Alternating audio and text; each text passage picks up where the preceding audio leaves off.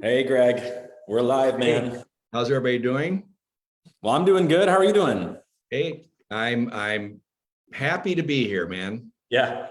So And we wanted to talk today about kind of in follow up to Greg's session we did yesterday at the company meeting when he was talking about adapting to economic changes, marketplace changes, commission changes, all different ways that we adapt as real estate professionals. And we wanted to sit here and kind of talk to you about that a little bit because you were kind of short on time yesterday. You had like a 15-minute window there. So we thought, why don't we revisit this? And maybe this will turn into a few sessions going forward. yeah, Right? probably more than a few actually. Right. As I talked yesterday, it's like I wanted to, start out with something that would grab people's attention. So we talked about the lawsuits, the DOJ, the class action, what's going on, what do they really want? They really Right. want, their ultimate goal is to make sure that commissions are lowered. Well, let's get there in a second because that's kind of jump into the meat of this thing here too quickly here. So let's talk about ways that we have adapted, right? Yes. How many years have you been in the business? 40, I think it's 45. If you start, I mean, it's always interesting as these things get out there, but it was, I think, July of 78. All right. So if you think back to the first challenge or the first thing that you had to adapt to as a younger realtor early in your career, what was like the first big thing you remember that you guys, that the market in general had to adapt to? Well, I had a very good year in 79. Interest rates started increasing in 80. And when I say increasing, I think they were pretty much moving from about 7.5, 8 range. They moved up to 9, 10. And then by the end of 81, first of 82, we were looking at pretty much an 18% interest rate. Wow, and at 18% interest rate. So nobody was going to get an 18% interest rate. Most people couldn't afford the payments on an 18% rate. So what we did, we adapted. Mm-hmm. And at that time, we used land contracts became huge. Most of the mortgages back then allowed you to use a land contract instrument. And we also did equity outs where people would assume the existing loans that were at lower rates. Well, after that time, all the banks said, you can't sell the house, you can't transfer the past loan because they got burned in that process. And so they made sure that would never happen again. And so they eliminated pretty much assumption of loans, and they eliminated your ability to write a land contract even on an existing loan. Every one of them, every loan instrument today that I'm aware of after that event, probably starting in 83, 84 range, since that time has had what they call a due on sale clause, item number 16 or 17 on a mortgage that says you can't sell this without our permission, period. So that was huge. And but I think too, more recently, I think one of the more interesting things. Let me tell you about what I had to adapt to when I first got into the real estate market. All right. So I got into real estate in 2006, right? And I remember my senior year of college, I was in my econ class, and my professor kept saying, "Guys, something's going on. I'm watching these numbers here. Something feels weird about what we're seeing right now in 2006." Now, to give you an idea, basically from 2002 to 2006, home values were just going ting, ting, ting, ting, ting. They were going up, up, up, up, up, right? People were buying rental properties, flipping them, buying them, selling them without even doing a thing. Boom, prices were skyrocketing. And so my econ professor started telling me that he was projecting that something was going to happen. This wasn't sustainable. I remember calling you and I said, "Hey, Dad, my econ professor is talking about kind of like a bubble or something." And I was like, "You ever heard of this? Are you hearing about a bubble? You're hearing about a bubble?" And of course, no one could predict what was going to happen. And neither could you at that time, because you said to me, "Paul, the real estate market's cyclical. We go like this, it goes like this, it goes like this," which in a lot of ways is true. But no one saw that we had a powder keg that we were sitting on that led to the Great Recession. So I get into real estate. I get into real estate with you. And we're going to my first listing appointment with you. this person lived in this house for maybe 12 months. It was like end of summer 2006. And you started going over pricing, and I just started seeing beads of sweat forming on. Oh yeah, I remember that out in Jenison area. Yeah, and there's a Jenison area, and the guy just started getting beads of sweat, and he's almost started getting argumentative with us. And you were like, hey, I'm just kind of showing you the numbers. I'm showing you what we're seeing right now. The market's softened a little bit. And that was the first introduction I had to a market that was going to go down for the next 5.5 years. Right. And we saw prices on average go from $165,000 on average down to $105,000 on average. Right. So we saw your month supply of housing, which is currently about 1 month supply-ish. We saw that rise to about 15-month supplies in some areas. We saw 67% of all closings taking place involved a short sale or foreclosure. So that's what I wanted to, let's stop here for a second on this, because I do remember this. And I remember specifically that I was watching the numbers, and I had a couple of partners at this time. And I said to them, hey, for the first time in our history, I think it was in late 05 or 06, our numbers compared to the year before dropped. And I just remember thinking that something is coming our way. Well, in Michigan, there was an automotive recession that probably started earlier in the 2000s, but it was impacting us pretty good between 06 and 08, even before October of 08. We were slipping well before the actual stock market collapsed. We were already into a recession in 06, 7, and 8 before the thing crashed.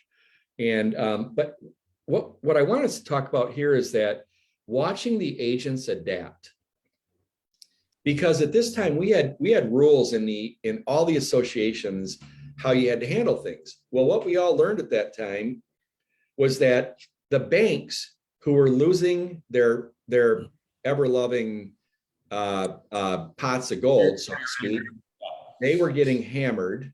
They were getting houses handed back to them like hundreds and thousands every day. So they decided they were going to make up their own rules. And it didn't catch up with the real estate industry rules. So we had listing agents, people that became foreclosure short sale experts. And we'd never heard of this before, but here we are we're now having experts in short sale. And all of a sudden have one agent in a marketplace listing hundreds of homes per year. Right. I mean, doing hundreds of transactions, and it was out of control because you didn't know if you could even get through a house, if you could get in the house, if your offer was getting presented, because it was chaos. And I remember agents saying to me in the very early days of when this thing started, I will never do foreclosures and short sales. I'm just not going to do it. I don't need to do it. By the end, I can think of a couple of those same people that had started calling up friends at lenders and mortgage companies and banks, and they were getting into foreclosures and short sales because why? They had to adapt. Well, you know what else? In front of you. Another, while we're talking about that market real quick, the Great Recession, we call it, title companies. I don't think a lot of agents know this, but title companies invented entirely new wings of their companies called short sale negotiation companies. So TransNation, Sun Title, ATA, Chicago Title, all of them had separate companies they were running inside of their offices just managing short sales, because we'd read an offer on a short sale property. Let's say we get it accepted. It might take us 3 weeks to get it accepted. And then we're pending for 5 to 6 months. Right. Yeah. So Greg, you and I have shared this story in front of a lot of people. I'm sure probably the people watching this have heard this, but we used to sit down and we would list properties, and we'd put 3 to 4 price reductions in front of them. At the moment we're listing the property, I would slide over 4 price reductions. Right. And they would go every 2 weeks. It's like ting, ting, ting, ting. And we go sold. All right. So here's an example of adapting. So in that process, I mean, there was more to just putting down these 4 documents, of course, but the conversation changed. And this is where the agents are going to have to learn new language. Are you talking about going forward into the market where you think we're headed now? Yes. All And, right, but I don't want to get, my goal is not to get out that far, but the point is back then, when we did that, the conversation was something along the lines of, look at, you believe your value's here, right? I'm looking at the comps and it looks like we're here. And they'd say, yeah. And I'd say, well, how long do you think we need to find out if that value is going to work? And they might say 2 weeks, they might say a month. Yeah. But I said, at the end of that time, would you agree that if we were out there and I was doing things and we were, and would you also agree that if we only had a few people come through, is that also the market signaling us? Yep. And then further, indicators, we would say, we got 3 low offers. Does that mean they're all nuts? Or does that mean that we should be listening to that? We used to use 3 different types of ways that we would say, if we're getting no showings at all, we're overpriced. If we're getting no showings, or if we're getting showings and no offers, we're overpriced or we have a condition issue. Right. If we're getting showings and we're getting offers, we're in the ballpark. Right. And so that's how we would tie in those amendment cards that we would have them sign in advance that says, okay, after 2 weeks, after 3 weeks, after 4 weeks, the price is going to drop to here. You're in agreement with that? And they would say, yeah, we would be willing to do that because that gives us a fair shot at getting the price that we believe it's worth. I said, great. So you're being given an opportunity to prove what you're saying or to disprove what you're saying. Yep. And so again, that's the change in the discussion that you're going to have right now. And so these things need to be discussed up front now when you go to get change we saw, Greg, really quick here. The next change in adapting we saw was 2012, literally March of 2012, the market just like switched. It was like a light switch flipped. We went from being in a buyer's market to a seller's market almost overnight. And to give people an understanding of what we were going through, we had just come from a market where you had about 15-month supplies. I would have a seller for anywhere from 3 months to 12 months, sometimes longer. You'd be dealing with a client. And it's a difficult thing to maintain a client relationship for over a year with one person when you have their home listed and you have no good news for them for 12 months. It's a difficult relationship to maintain. So you have to adapt there and figure out how in the world you're going to maintain that relationship for 12 months. But we saw a market shift in 2012. That's when it became a seller's market. And that's for the first time, I'm just going to use the Grand Rapids Area Association right now, just because that's what I was in back then. The fastest market they had ever recorded, I believe, was around a 3.5 month supply of housing. And that's the seller's market. But for the first time ever, we shattered that record in somewhere around 2013. That record was shattered. And then we kept going crazier and crazier and crazier. And think this past May, we were around a 0.5 month supply. Yep. So the pendulum that you heard him, the economist, talk about on at our meeting yesterday, that pendulum is part of the pendulum, right? You went from 15-month supply over here to a 0.5 month supply over here. But Greg, for the first time ever, we saw escalation clauses. Those weren't a thing. Yeah. You never did escalation clauses. We had never seen people waive their inspection rights at the level that we were seeing. We never saw escalation clauses. We had never seen appraisal. What do they call appraisal it? Guarantees. Non-refundable EMDs. Right. You name it. This stuff was nuts. So from 2012. I remember the first time we started talking about escalation clauses, I think, was sometime in 2013 because people were getting beat out so often because it was getting so competitive. We started inventing this language. So people adapted to that. Now, there are people inside this company that to this day have never done a price reduction, Craig. Right. There's also people that refused to do escalation clauses because they didn't think that was right. But remember this early on, Greg, they would say, I'm not doing an escalation clause. That's hokey. Right. or they would say, I'll never ever have write an offer where my clients are waiving their inspections. Right. And at least not without a healthy discussion. You saw those bold statements from realtors early on. But again, as you just said, when you were mentioning how agents said they weren't going to deal with foreclosures and they weren't going to deal with short sales, guess what? The market happens to us. Yeah, we don't make the market.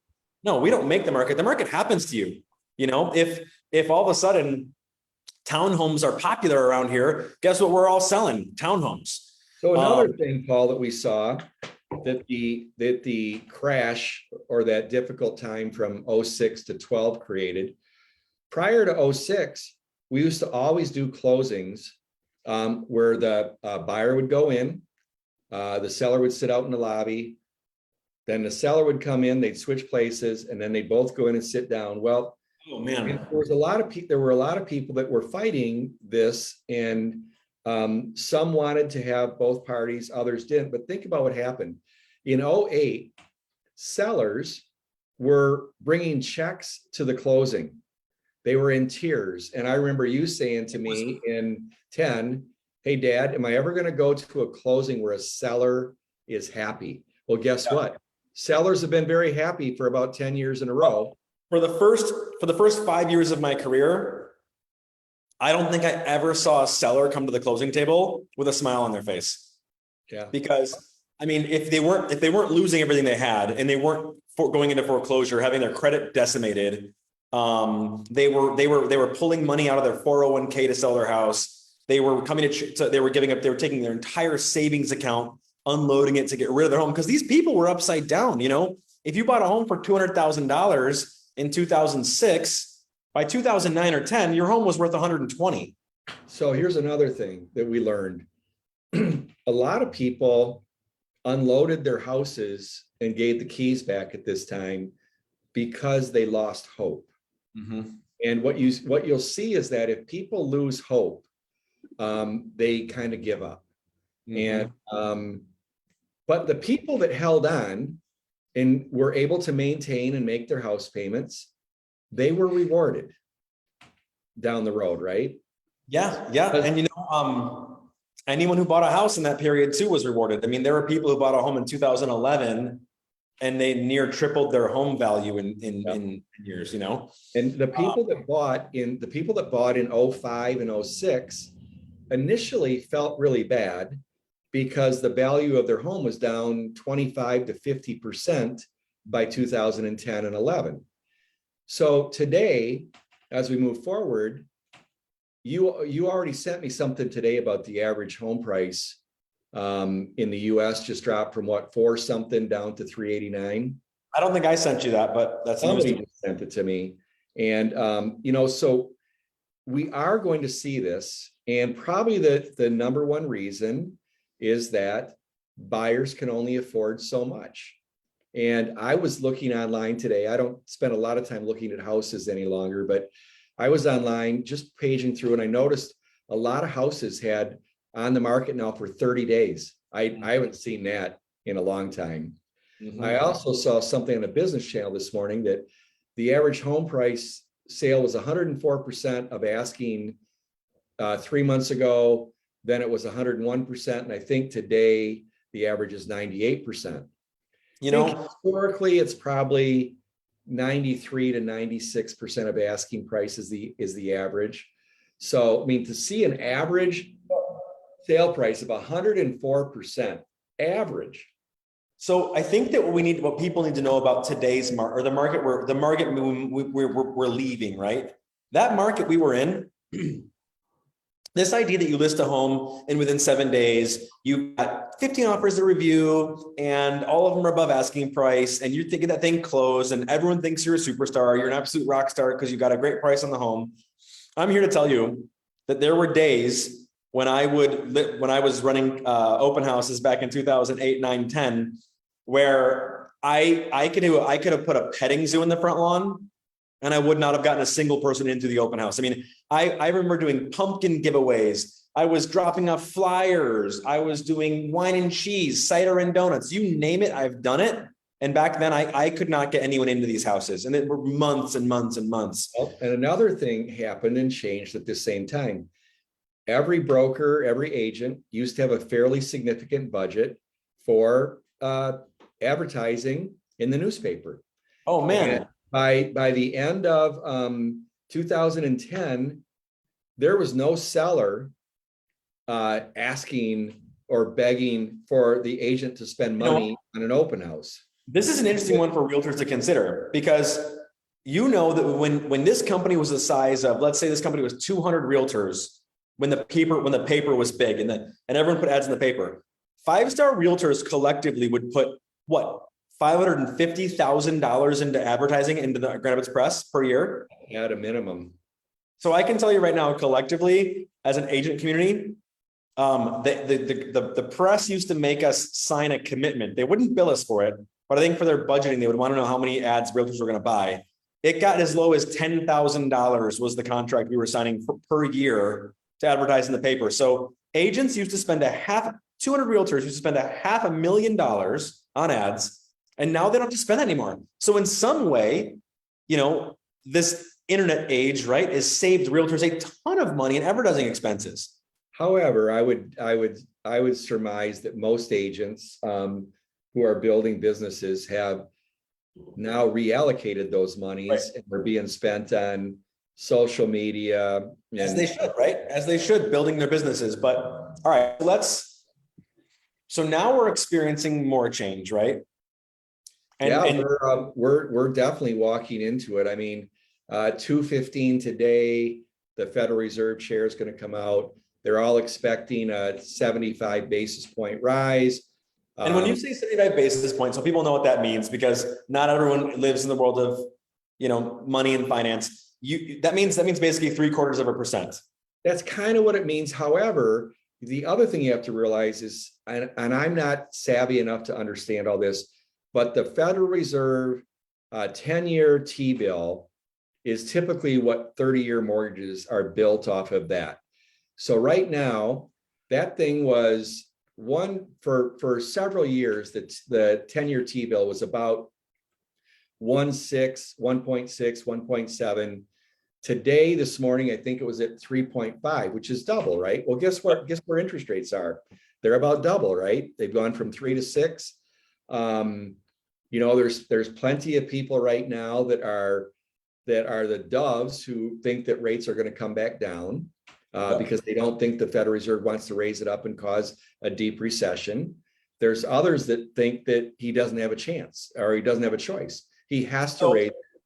But the economists we had yesterday basically said, guys, the chances of us avoiding a recession are almost zero. So let's just take that. And so then what does that mean? To me, it means agents are going to have to work harder. Agents are going to have to work smarter. Agents are going to have to find new ways to build relationship, to get in front of people, to meet people. That'll never change. Real estate is always about the person that seems to make the most money is the person that gets in front of more people on a daily, weekly, and monthly basis. Doesn't mean they're better, doesn't mean they're smarter. They just get in front of more people. But one of the things you're going to see, and Kurt Gowdy commented on our Facebook page just now on this video, and he said, "Hey, I'm really struggling pricing out this upcoming listing I have because the past 18 months are just nothing but good news." And this is the one thing that we have to recognize as real estate professionals, is that our clients are going to be like 6 months behind us on what they think is going on. Yeah. So they're probably still thinking, they're still living in like May, June, type, oh, it's still pretty great. They might be getting a little more warmed up to this idea as we've seen more and more and more bad news about the economy and more bad news about inflation. Yeah, but the hard part for us as a broker, in my opinion, is somehow finding the middle of the road here in terms of the comments, because I mean, we don't want to sound like the world is ending here, and yet we also want to give a dose of reality. Yep. And we know that it's going to be difficult in the coming days. as the public adjusts. And a lot of times when you've got this swirling news and people tend to stay put when things are swirling. And everybody likes consistency. We like rock solid. We like stability. And all of a sudden we find ourselves in this time that it's not those things. It's the exact opposite. And so, but this is where real estate agents have an opportunity. And this is where you can adapt. You can become that person that can bring some stability by having some knowledge that you can share that is solid. And you can also talk about, we've done this before. This is not new. Whether you've gone through it or not yourself, you can still learn the story. And by the way, part of adapting, I think the top agents probably tell a story better than the lower producers. I think they have a way of communicating that creates more stability, creates a more concrete, even in this swirling world, this economy that we're living in right now. So, and then the question is, well, how did they get there? Well, they probably have done more business. They maybe have mentors. They maybe spend more time educating themselves. This is a time where you have to improve yourself. You have to improve your abilities in every aspect. And it can't just be in one area, but it has to be in multiple areas. And that's what we're going to try and do with this series, Greg, right? We're going to try to tackle some of these objections, tackle some of these challenges. This is where we come into, because we're learning to adapt to the new market as well, right? We're learning to adapt. We're all facing the same issues. We're trying to figure it out on kind of a broader scale because of 700 plus agents and 23 offices, 60 staff, a title company. And so we're trying to put all these pieces together. It's the same thing. It's just a different way, but we have to fight the same battles. So, but to encourage you, it's amazing, but every time we have one of these events, there's always agents that excel. There's always people that are going against the grain. And, when many people are sitting there and they're complaining and moaning, there's another person that's going, wow, this is awesome. I've never had such a great market. And you have to sit there and go, what is the deal? How does this happen? Mm-hmm. Is it just purely attitude? Is it skill sets? Is it knowledge? This is something that you and I leaned into a lot during the bad market, right? We are just the messengers. We're the interpreters. We are simply sharing information with you so that we can help you make a good decision, right? And so that we can guide you. We want to help you get from here to here. Sometimes, does it make sense to sell money at a price that you don't want to take? You find it to be absurd. It makes you angry. And yet, by taking that price, they still are able to get to point B where they want to be. Yep. And so even though they start off about the price, in the end, their motivation is still there and the benefit is still there to even move, even at this time where the buyers are starting to have some leeway. Yep. So it just keeps happening, guys. It rolls over, and you now are going to have the experience to, in 5 years, talk about how you survived, how you grew during a unique time in our country. And we will we'll be here. When's our next one here? We're going to do this again in 2 weeks, Greg? Yeah, let's say 2 weeks. Okay, and then we're going to come back. We're going to come back with some more thoughts on things you can do to adapt, ways you can adapt to this marketplace, ways you can this marketplace. And the other thing that's part of the adapting, it kind of goes hand in glove, is the value prop. And I talked about that a little bit at the meeting yesterday. Yep. And I'm convinced that number one, the agents can do a better job than they currently do. Well, let's think about it, Greg. If your value prop is that you can bring a lot of offers on the first day, That's gone. that's gone. Yeah. Yeah. If your value prop is strictly price, then you're in trouble. Yeah, because you can't control that. Yeah. And so that's what we're going to dive into, right? Yep. Absolutely. So, well, hey, I hope that as we end this right now, that we have given you kind of a shred of hope here that there are ways to win regardless of the direction that this economy and the market goes, because we don't control it and we have to find ways to work with it.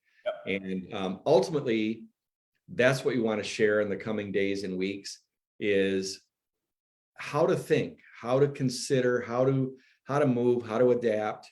What can you do? What can't you control? And so we want you to focus on those things that you can control. Yep. So that. All right, guys, we'll see you next week or 2 weeks from now. 2 weeks from now. All right, see you guys. Yeah.